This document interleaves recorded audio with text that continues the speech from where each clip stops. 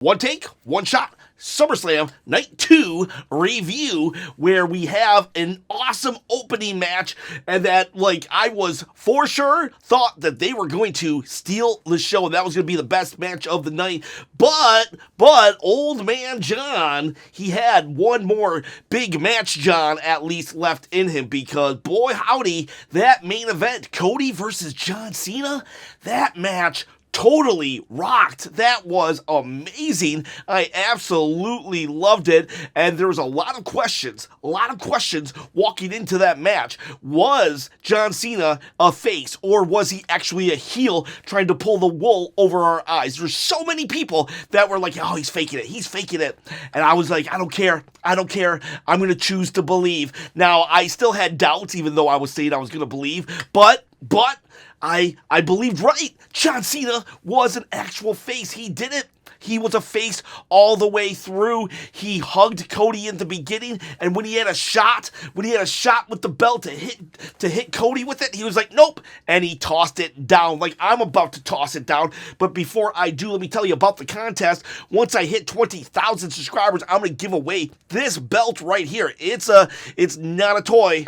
It's a replica. I'm going to give it away on my quest to quit my day job. All you got to do is comment below, subscribe to the channel, and hit that bell. Ding, ding, ding, notification. So please help me out. And we're still going. Yes, he did not hit him with it. Now, I think Cody tried to, but he wasn't able to. And that's how John got it. Let's rewind just a little, because a lot of people started questioning, is The Rock going to appear? And I thought, I'm not gonna lie, I kind of thought he might, so I kind of wore this shirt and thinking, yes, The Rock may be up here, but I didn't want to say nothing. I was gonna keep that to myself. I'm, The Rock, he left. He went and got a pack of cigarettes and milk, and he never came back, so I'm still waiting. Where are you, Rock? My birthday's in October. I need you to come back for my birthday, Rock.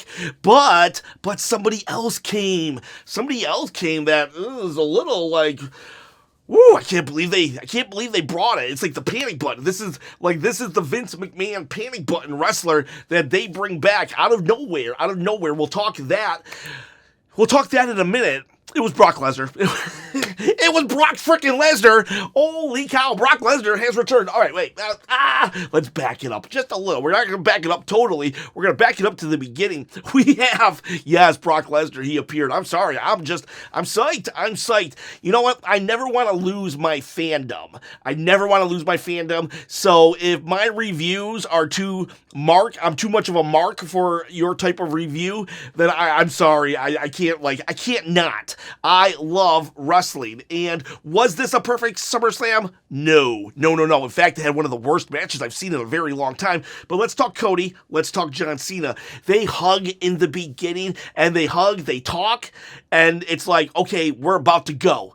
Like, respect done, and they go. They hit each other with chairs. They hit each other with everything. I'm telling you, I straight up thought multiple times that the match was over. This was so good. They fought through the arena. I'm not doing it move by move, by the way. They fought through the arena. They come up through the little elevator shaft, and John Cena's holding him. He AAs him. He does a super AA in the ring. One time Cody does 3 crossroads, and they're spamming their finishers. They're spamming chair shots. They're spamming everything. Cody takes the bottom turnbuckle, and he uses the steel. He hits John. He's like thinking about it. Should I do it? I don't know if I can do it. And I'm like, Cody, you got to do it. I know a lot of people were mad. John Cena will lose. Even though he did the right thing and did not hit Cody with the belt. Although, honestly, it wouldn't have been the wrong thing in the moment, because it was a non-DQ match.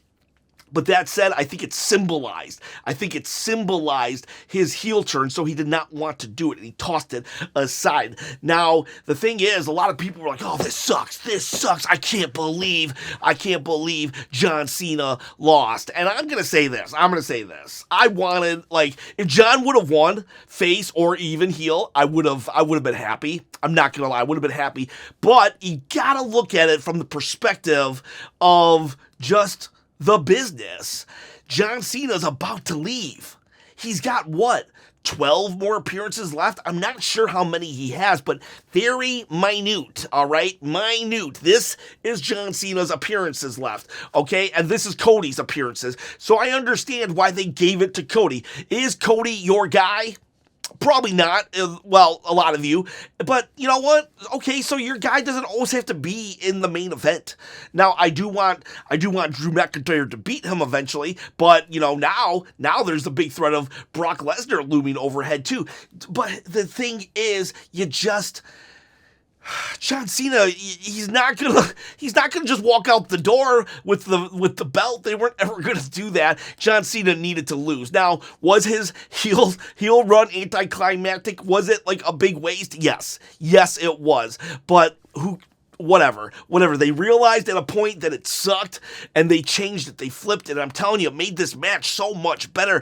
Face John Cena, this was such a good match. This match could have gone up against any of his matches in the year 2012. All right, this was a good, awesome main event match, and Cody Rhodes did what he had to do. Now, he did cry when it was all said and done, and I was like, Cody, come on, man, I'm defending you here. Quit your crying. But that said, you know, I probably would have cried too. Not gonna lie, I would have cried too. You know, you get to a certain age, I cry over anything. I'll see a Kleenex commercial and just start crying. Oh my God, give me one of those Kleenexes. And, you know, we're just big softies when we get older. And it's just like, you know, yes.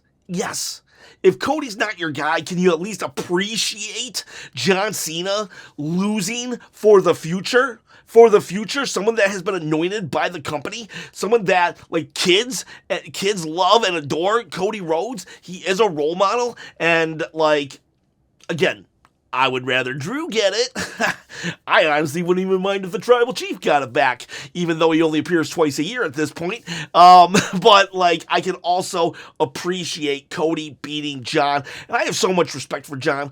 I have so much respect for John doing this match the way he did it. He put his body on the line. There were spots, let me tell you something, and they would have hurt me, let alone John, who literally says his hip hurts when he does this. And he was doing this. He did his 5 moves of doom. He was smiling. I loved to see him enjoy himself. I know the heel run didn't hit. I know. I'm disappointed. I wanted that heel run to hit and land. It didn't. It was done wrong. But they fixed it at the end. They did their best, and what we got was the best of John Cena in a very long time, and I'm very, very happy with this match. This match was amazing and awesome. And then when Cody Rhodes wins, he gives John the floor, which he should do. You beat the guy, then you leave so the fans can cheer. We love you, Cena. Thank you, Cena. Thank you, Cena. And then Brock Lesnar's music hits. I don't know how to do his music, but that was me pretending to be his music. And Brock Lesnar's back?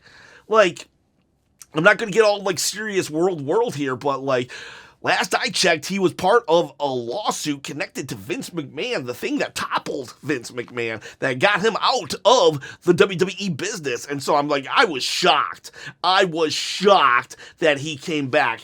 And yeah. And then this is like the WWE panic button too. Whenever they're like in trouble, bring Brock back. So like, why are they panicking right now? Why are they bringing Brock back? And he came out. He pretty much pulled a when after John Cena fought The Rock the first time at like WrestleMania 27, the night after, John Cena was in the ring and Brock came out, and basically they stared each other down and until Brock got in the ring and F5'd John Cena, and they repeated that. Of all the feuds that I thought we were going to repeat of John Cena's final year, Brock Lesnar was not one of them, but here we go. The Beast Incarnate is here, is back, and well, here we go, and that's gonna be rough, because in the immortal words of Roman Reigns, when someone asked him, how does it feel to be in the ring with Brock Lesnar? His response was, it ain't easy. I can see that. Understatement of the century. Brock Lesnar's here to fight John Cena to fight John Cena. Like, can John Cena's body survive that? I don't know.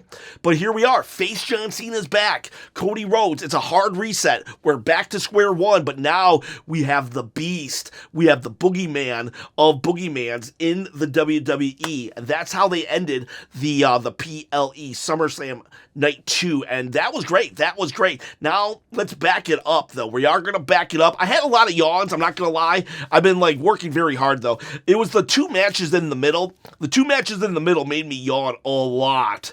The Lyra and Becky match and the Solo Jacob match, actually. I ended up with 14 yawns, and most of them, literally were in those two matches, because I'll tell you, the first two matches were bangers. They were awesome. If you were to go back and watch this PLE, I would say literally, start to finish, watch the first two matches and the last match. Maybe Dom and AJ too, depending on you if you have the time. But those three matches were bangers. So half of the PLE was amazing. The triple threat. It's cool. They let Naomi come out to her dad. I didn't know her dad was famous. He's a famous guitarist. So that was a really cool moment. As a dad, how cool would that be if I got to see my kid on the stage of WrestleMania? There you go, Abraham and Cornelius. You better live up to what, if Naomi could do it, then you better do it. I want to do a podcast as you walk down the SummerSlam ramp one day. Okay, that's your new life goals, and I will make sure as a parent to hover over you and make sure that happens. You got that to look forward to. Anyways, this was a good match. This was a great match. Naomi was super smart in it. At first, she didn't want to get in the wrestling ring. She just stayed away, and she was like, "You two fight." And the faces were smart too, and they made Naomi get in. There was one time where Naomi was out of the ring. She got beat up a little, and they were fighting, and which was fine because everybody was fighting at that time. But Naomi stayed out in the ring until the moment Io Sky was pinning Rhea, or vice versa. I can't remember which one. But then then Naomi got back in. And that was cool because that shows that Naomi was taking a breather until she felt she had to get back in the ring. It was just really good. It was a stellar match. This was awesome, phenomenal.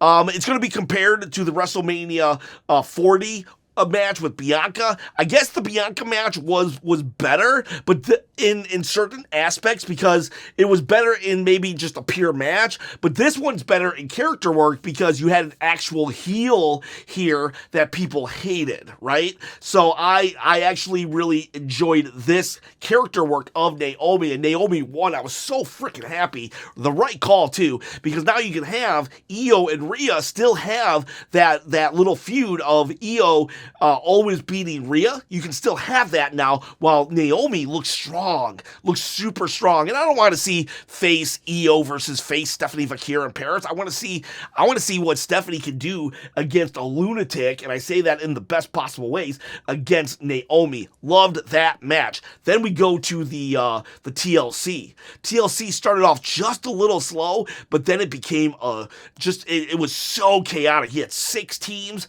It was crazy. There was one time where there was just table spot after table spot after table spot after table spot on all 4 corners. It was insane. It was insane. Tommaso Ciampa was hanging on the whatchamajig, the titles at one point, and we thought we were gonna get the spear, and they did that last TLC, and that would have been amazing, right? But even crazier, he does a sit-up or something, a curl, and now he's upside down holding on to everything. I don't even know how to explain it. I would say go watch the highlight reel, but screw that. Go watch the entire match. This was insanely awesome. Insanely awesome. There was just so much going on. I tell you, I loved this match. It was great. The Wyatts got involved. You had Candice LeRae at one point gets involved, and so does BFAB. And I think there was someone else that got involved. Who else? Oh, Nikki Cross, she got involved, but that's part of the Wyatts. And Candice LeRae took this nasty bump outside. Excuse me. One take, one shot. She took such a nasty bump outside onto a ladder. It was crazy. It was insane. Oh, I'm looking at stats right now. 9 broken tables, 12 ladders used, 2 broken chairs, 15 used, 1 broken. Just happened to, a graphic just happened to be on here. I got the after show on mute right now, and it was just so insane. That was everything was insane. Everything was insane.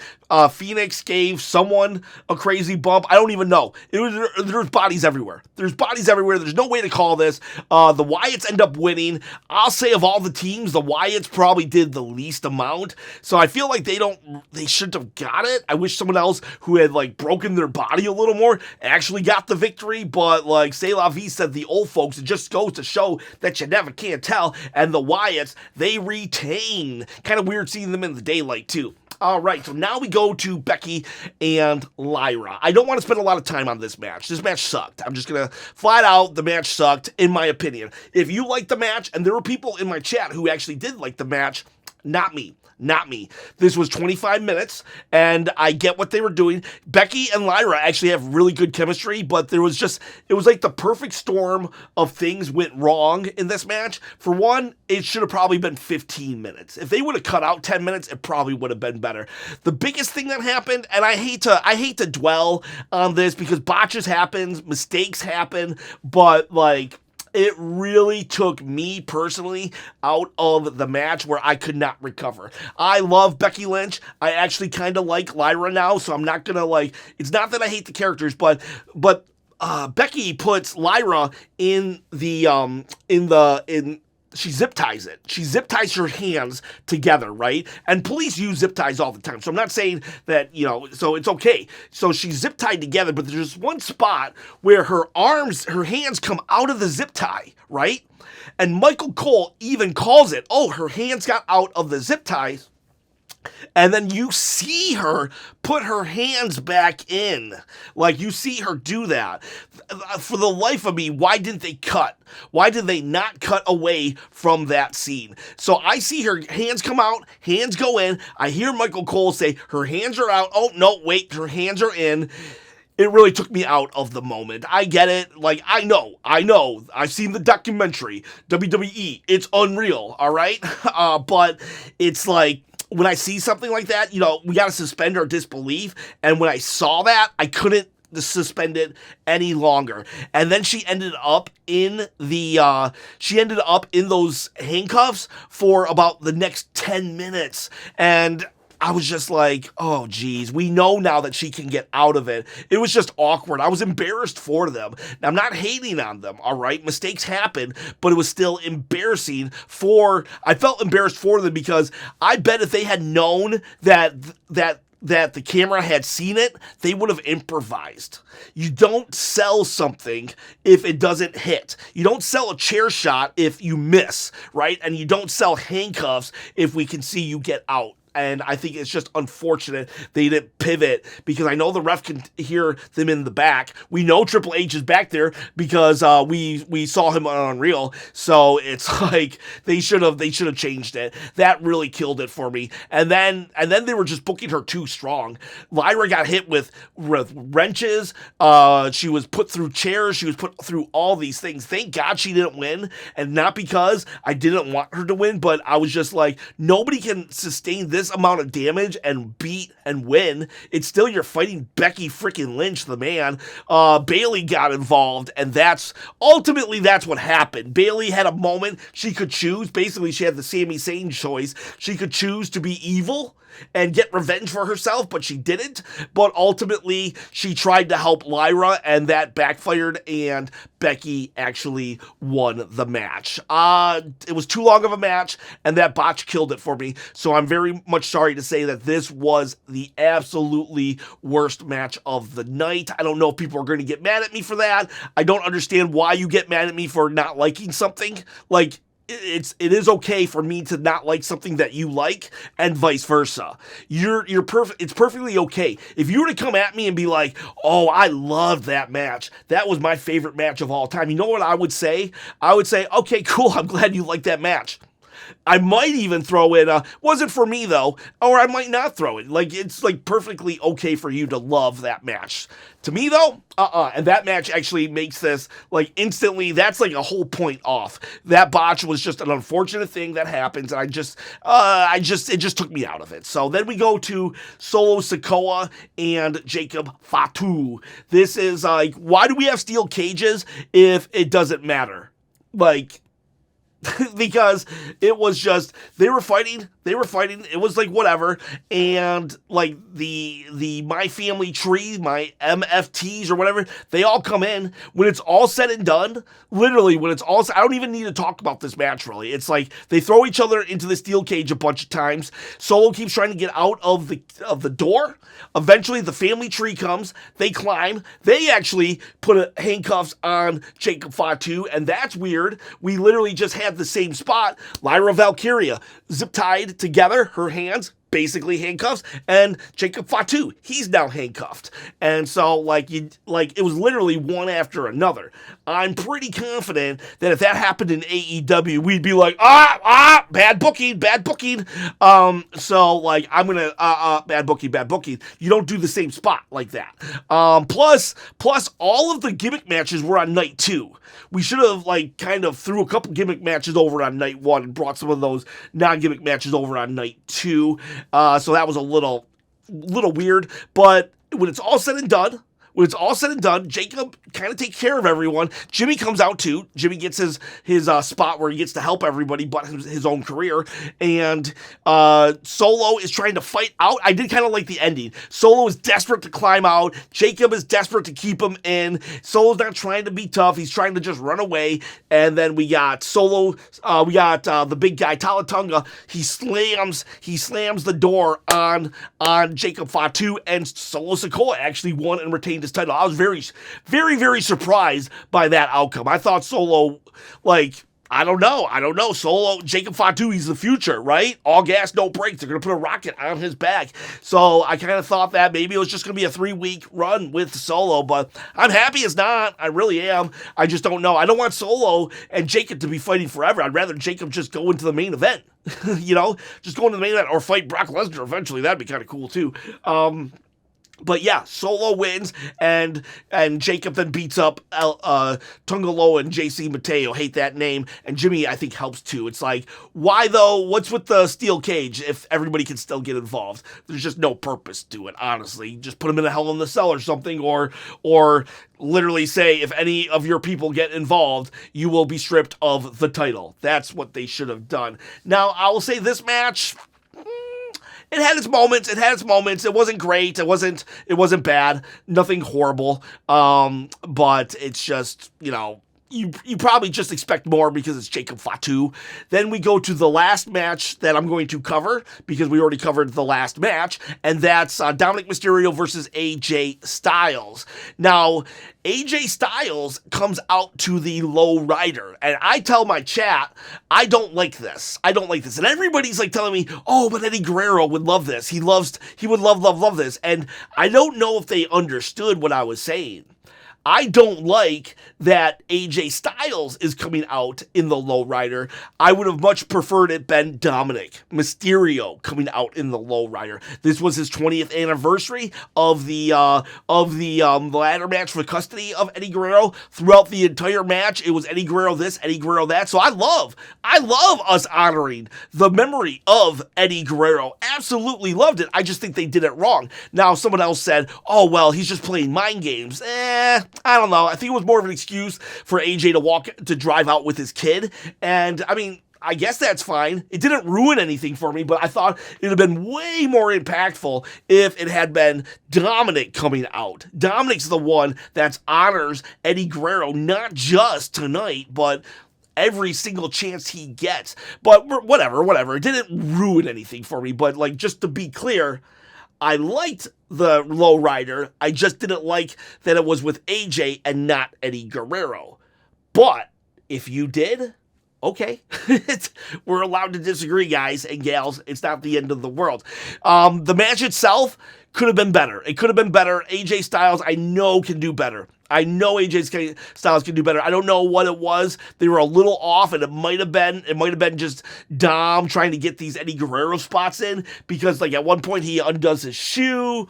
He tries to he tries to throw the chair at AJ. He holds it. He lays down on the ground. Then AJ lays down on the ground, and the ref doesn't know who to disqualify. So they're definitely doing a lot of Eddie Guerrero things, which is cool and amazing. I just felt like there was just something off about the match. And to be fair, I have a very high standard for AJ Styles. I almost expect AJ Styles' worst match. I think the worst match AJ Styles could ever produce is a 7 out of 10.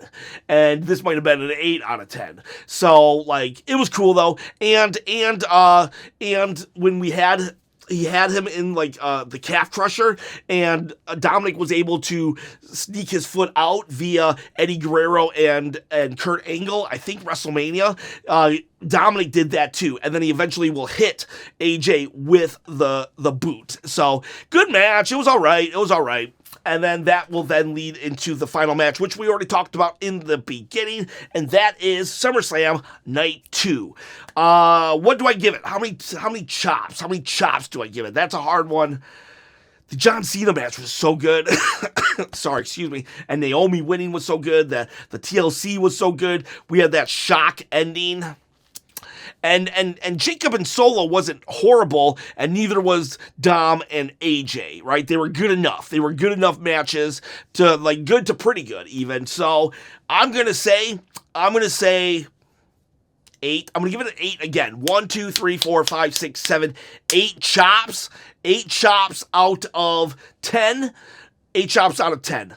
If someone wanted to give it a 7, I could totally understand that. If somebody wanted to give it a 9, I could totally understand that too. So also somebody commented, they were like, Chop, just because you were in Unreal, you need to stop glazing WWE. Let me tell you something. I love WWE, all right? I love WWE. They don't pay me nothing.